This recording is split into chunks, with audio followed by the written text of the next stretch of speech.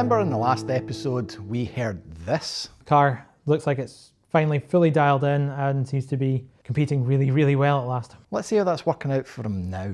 So we're halfway through the season and we decided to have a bit of a fun day out with the silver car, which has been running really well, and long story short, its engine hasn't survived Knock Hill. I didn't do anything. Ian blew it up. Good day of fun, but by the time I got home, it had a small gnome inside knocking away with a hammer. It was a 3-hour open pit session. At one point when I was out, I suddenly noticed like a big drop in power, like really suddenly, but then it literally 2-3 seconds later, it was fine. Went back to the pits, and we'd also clocked previously that the fuel gauge stopped reading once it got below half. So we're like, it's probably run a bit low on fuel because we've been throwing it around Knock Hill for a couple of hours by now. Put fuel in it, started fine. Ian went out, was out for another kind of 10-15 minutes, and then that was the end of the day. Then came back, parked up, we're chatting away to folk, started it up to go, and there was a da-da-da-da-da-da-da-da. That car is very questionable at this point, and we have to find a new alternative. Enter the yellow banana. Team Car Parks, skunk works, as they say. Yep, it is not pretty, but get stuff done. There's quite a lot of bruises on this banana that's going to involve quite a lot of time and metal to resolve. Yeah. Some of them are in scarier places than others. So, but is it more or less scarier than the silver one? Silver one would be a huge amount of engine swap work and loom swap and lots of work, and then have welding on it as well. You know what you need to do? You actually should just write a big action list for both cars. And work out which one's shortest. Yeah. Yeah, I think it's a dead heat at the moment, which is why I keep going between the two. Yeah, so this is sitting on a tilt lift. Freaking me out, but apparently it's legit. So it goes on the middle, you get at the balance point of the car, and you can then choose which end you want to work under, and the car is completely balanced to the point of single hand. Kind of like a banana. Yep. Yeah, it just rocks back and forth like a banana. Got ABS and a VVT engine in it, so decided that we would just go for the full swap. I'll swap all of our good running gear into a new car. A lot of late nights, a lot of hours in the garage and getting everything swapped over as much as we could. Supercharger is still in the silver car for now, but that'll come later. But here we go for forest burn, and we've got to get out again. I've turned up in the same car I turned up in last time. The Copen's doing really quite well for something that was a bit of an emergency purchase, and thus far only has tyres and wheels changed on it. Quite impressed with it. I think it's running ever so slightly better than the silver one, but there's not a lot of difference between them. It's a very familiar feel. It was going well until after the last forest burn, and then I had some mechanical maladies. Took it for an MOT about 2 weeks later and it passed fine, no problems, but they couldn't get it out of the garage. The clutch went. It just wouldn't go into gear, so flipped it back to the house, took it down to Petru, our good friend, and he ended up replacing the clutch, all the fluids. We ended up doing the gearbox oil, the diff oil, new diff bushes, and engine mounts. So it's like a new car now. So we know that my hot start issue was a bit of a thing to be dealing with, so it was time for me to go and write a list of my own. First up, and most obvious, was replacing that radiator that was a constant source of contention for my car. Then there was some spurious issues with the various hoses, which we got to the bottom of, and naturally the ball joint. Well, it turned out to be a ball joint, so we changed that too. So with all that sorted, the only thing that I needed to get was a map. Now, maps are a bit of a thing when it comes to auto testing, and to explain that, I think we need to bring in a bit of an expert. So I'm Robert May. I'm the current chairperson and competition secretary of Scottish Sporting Car Club. Every race we changed up the route. We make sure that it's either a new route or a route we've not used for years. So the idea of issuing the maps 24 hours in advance is to give some of the more competitive drivers a chance to come up with a bit of a game plan. Historically, going way back, we would have issued them on the morning at signing on, and there was no ability apart from the course walk to get your head around what you were going to do, the lines you were going to take. But yeah, issuing them out with the final instructions for the event just allows those with a bit more of a competitive edge to really get their head dialed in ahead of the event. So I designed the courses. I designed the majority of the courses. with input from the others. And despite that, he still doesn't seem to be winning. Forest burn's really tricky. I've been trying to get a couple of different things into forest burn, but we just can't get it to work with where we queue. Trying to do anything else other than that really won't work. I'm quite a spatial thinker, so I read the maps quite intuitively. It's not much of a challenge to learn the routes. Usually what I find is someone has been a bit cunning and put all the green buckets on the right and the yellows on the left, or vice versa. So usually there's an order to things. When I first started, it was a case of printing it out and having that stuck up on the dashboard somewhere and referring to it. I'm now fairly confident that I'm not going to go in the wrong direction. I generally don't have to refer back to the map so much. So Auto solo, auto testing, part of the skill is learning the route on the day and adapting your driving style to suit it. I'm a big fan of walking the actual line. You see some people who will just walk the course generically around the rough layout. I'm also quite fond of pretending I've got a steering wheel in my hand and thinking about it, and I'll even walk the understeer at times. So yeah, walking the actual racing line I think is the big one for me. I like to get out on the course as soon as I can to walk it. I find if I wait until other people or many people are kind of doing it before me, I either get distracted and start chatting away to them, or I maybe kind of pay more attention to what they are doing rather than what I would do. And then I like to do standing at the side and fingering the course. I stand somewhere where I can see all of or as much of the course as I can, and I trace it with my finger and I think through it without looking at a map.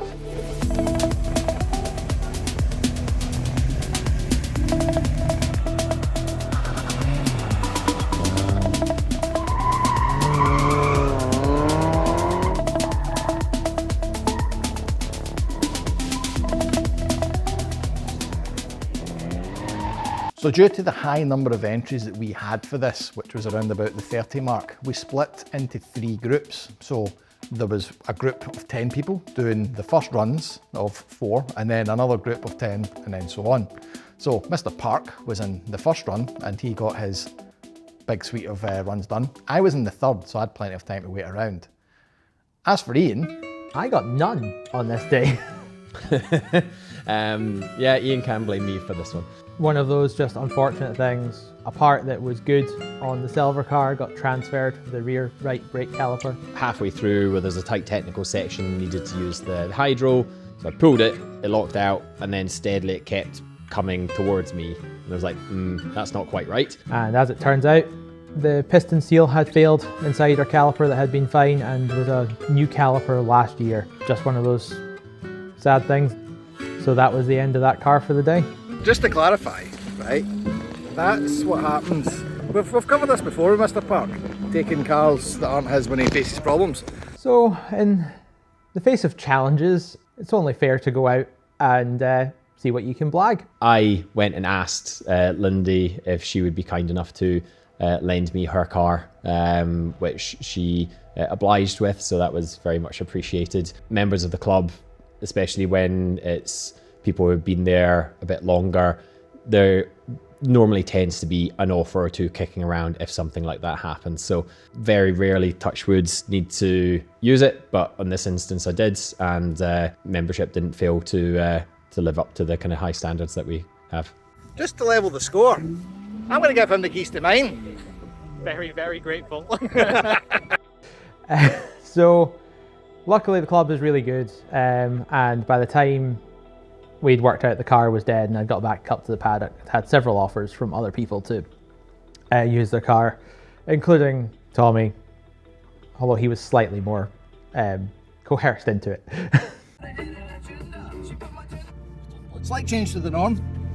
We have an Ian for my first run, because Ian is going to assess how the car feels, because he's going to use the same car for his first run. We'll see how hard he pushes it, see how hard I can.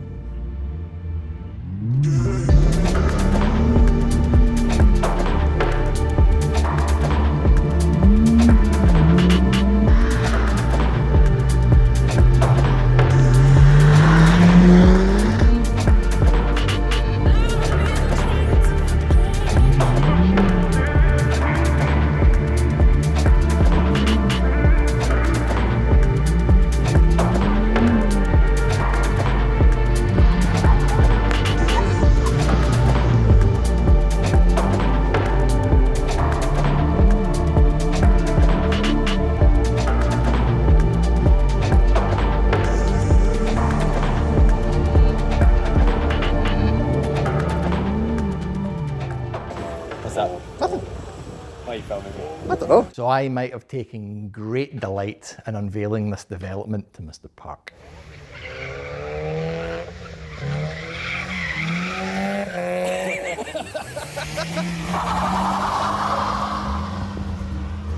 Turbos are for people who can't drive. Well, let's find out. He's got a really good poker face, does there, Andy? It's very quick in terms of how much power it's got. It's quite digital compared to the supercharger in terms of you've not got power and then the power arrives. It's not so much lag, it just comes in a big wall.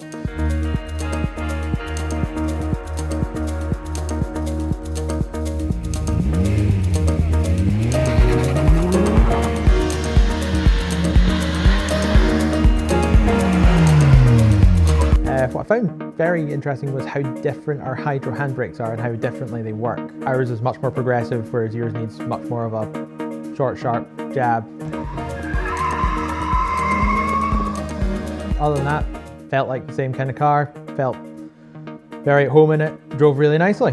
Bucket.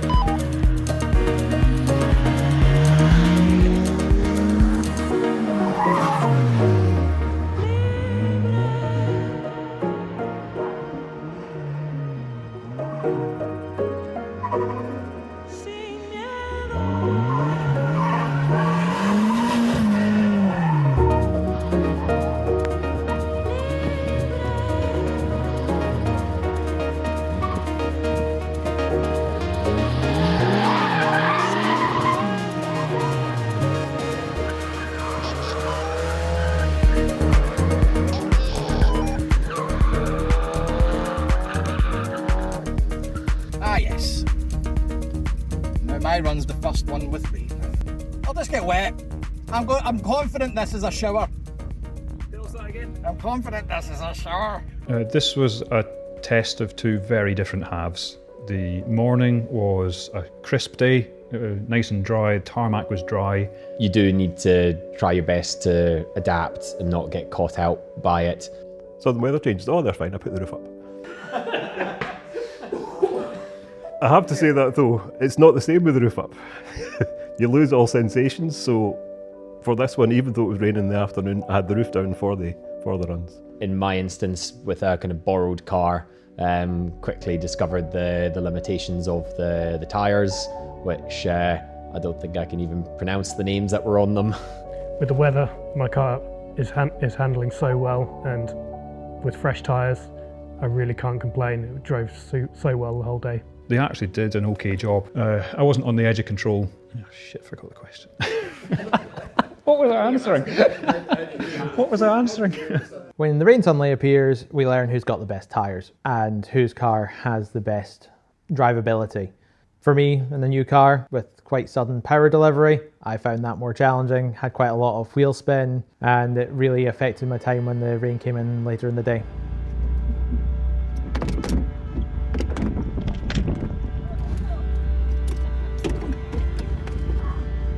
I did say, as long as that isn't on, we'll be fine and it doesn't rain.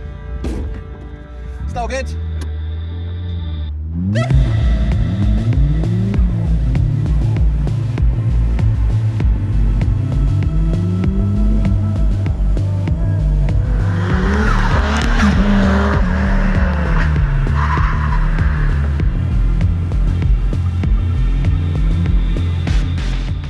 Being the first person out in the rain is a bit of a challenge.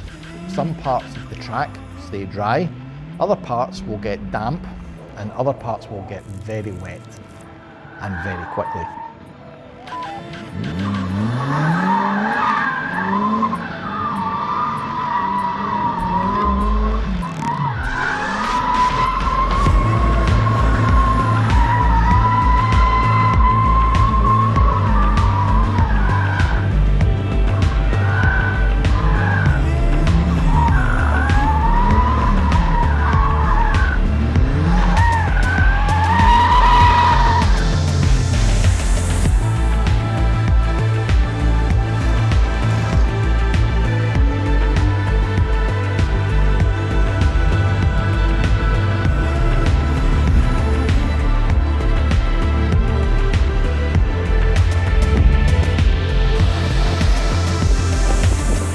Interestingly, when the wet weather came along, I seemed to get really into my swing of things.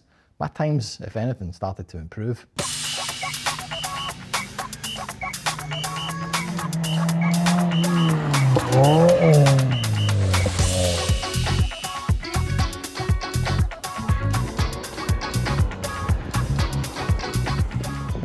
But ultimately, my morning was not great. Luckily, I had a practice lap up my sleeve for the afternoon runs. Since you have 4 runs on each version of the course, and one of those is not counted towards your times, it is critical for most people, anyway, to come out the gates with a moderate run. I've not looked. I don't want to know. I just need to drive better and better. And consistent, that's the rule. I wouldn't say that I sacrifice one. I always make sure, or at least I do my best to make sure that my first lap is correct. I don't take a full chat, but I don't necessarily dial back for it. I'm having to think harder during the first lap. Early events I did, I've gone the wrong way in the first lap, and then I've been worried about going the wrong way for the next few laps, so I haven't been able to give it my all. So yeah, subconsciously I do go a wee bit slower. Make sure you're under control, make sure you get the route right, and then use second run, third run, fourth run to go faster and faster. However, it has stopped raining, so the roof's now back off. Well, the problem is, the track is still soaked, so steady wins the day. Every lap counts. You've really got to just keep it tidy. If you do bucket, you're really reliant on your other 3. So if you've taken it gently on the first one, that couple of seconds might mean the whole day for you.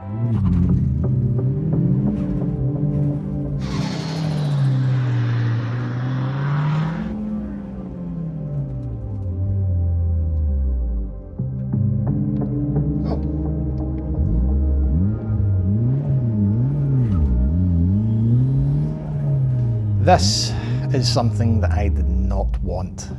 Another failure.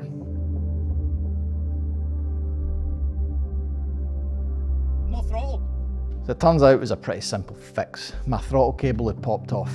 The problem with it is, of all the times for it to pop off, it done so on a timed lap. Because I had to limp off and fix it, the clock had already started. So there goes my practice run. And as a result, I am well behind on learning this reverse course. Again, to keep things competitive across the day and to keep people on their toes, we split the day into 2 halves. The reverse at lunchtime's really interesting. 4 runs in the morning of the route going one direction, and in the afternoon we use the same course but we reverse the direction and make some minor changes to suit that for safety reasons. Or sometimes a roundabout will run in the same direction it did in the morning, which changes the line you take into it and things. I think everyone's been caught out with it. You just have a degree of muscle memory. You think you know where you're going, especially if there's certain sections that might be the same. Usually by the time lunchtime comes round, you're dialed into the first route. Because it is normally almost a straight reversal, it's quite easy just to flip it in your head. You just need to watch out for just a couple of the wee changes they need to do for safety. In the last test, I did get caught out. The first run post-lunch, I hadn't done a great job of reinforcing the change of direction and fluffed up my first run. It was a sore point, so I made sure it didn't happen again. Quite often we'll have someone completely different win the afternoon from the morning. I am soaked to the skin. The fans are going to have to go back on the wee second to full because the car's steaming up. The rain is sideways. I'm probably not going to get grip. I'm not doing great anyway. It's the whole thing. But we can only try, and fingers crossed, we'll pull back what's going to be 10 seconds of a deficit. I'm in 11th place. We've got a half tank of fuel. Let's go.